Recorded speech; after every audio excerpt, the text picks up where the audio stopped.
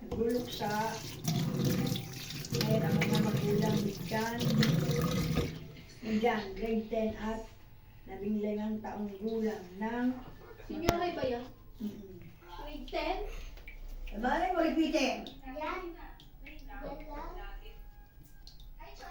Dapat nagpawalang buhay. Isip ko lang may pasok mo Kaya kami. pa ito ng sulat para sa kanyang ina. Mabagsak ko dyan dahil sila sa ilang ang pagod dahil hindi naman niya kaya. Hindi na namin bayaran budget. Ito. Flying high dyan, kundi sa family.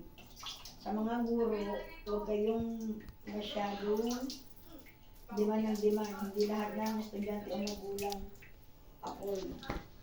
Ma, hindi na ako makakapag-aral kasi hindi ko na kaya si Ma'am. Si Ma'am Tess, sobrang